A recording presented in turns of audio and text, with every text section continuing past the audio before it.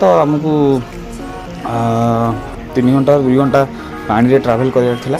ତ ତା ଭିତରେ ଆରାମସେ ରୋଷେଇ ରେଡ଼ି ହେଇଯିବ, ଆରାମସେ ଖାଇ ପିଇ ଠାକୁର ଦର୍ଶନ କରିପାରିବେ ବୋଲି ଆମେ ଚିନ୍ତା କରିଥିଲୁ। ତ ଫାଇନାଲି ସେ ହିଁ ହେଲା, ଆମେ ସେଇ ହିସାବରେ ରୋଷେଇବାସ କଲୁ। ଏବେ ଆମେ ବୁଲୁଛୁ ପାଣି ଭିତରେ। ଏ ଗୋଟେ ନିଆରା ମଜା, ନିଆରା ଖୁସି।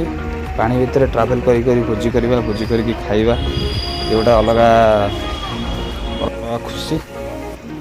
ତ ଆଇଟମ୍ରେ ଅଛି ଅରୁଆ ଭାତକୁ ଚିକେନ୍କୁ ସାଲାଡ଼, ଆଉ ବର୍ତ୍ତମାନ ଭାତ ବସୁଛି। ତ ଡଙ୍ଗାରେ ବସିଲେ ରୋଷେଇ କରିବା ଗୋଟେ ପ୍ରୋବ୍ଲେମ୍ କ'ଣ, ଡଙ୍ଗାଟା ହଲିକା ଯାଏ। ତ ହାଣ୍ଡିଟା ବି ଭଲ, ଆମକୁ ରୋଷେଇ କରିବାକୁ ହେଲେ ହାଣ୍ଡିଟାକୁ କନଷ୍ଟାଣ୍ଟଲି ଧରିବାକୁ ପଡ଼ିଥାଏ, ଯେଉଁଦ୍ୱାରା କି ମାନେ ରୋଷେଇର ଆରମ୍ଭ ଶେଷ ଯାଏଁ ହାଣ୍ଡିକି ଧରିକି ବସିବାକୁ ପଡ଼ିଥାଏ। ପାଣିରେ ଡଙ୍ଗାଟା ଚହଲିଗଲେ କେଉଁଠି ନା କେଉଁଠି ହାଣ୍ଡି ବି ଗଳି ପଡ଼ିବ, ଯାହା ଖାଇବା ପ୍ଲାନିଂ ତ ସବୁ ତଳେ ଗଡ଼ିବ। ତ ସେଇଆ ହିଁ ହେଲା। ଆକ୍ଚୁଆଲି ରୋଷେଇ କରିବାର କାଇଦା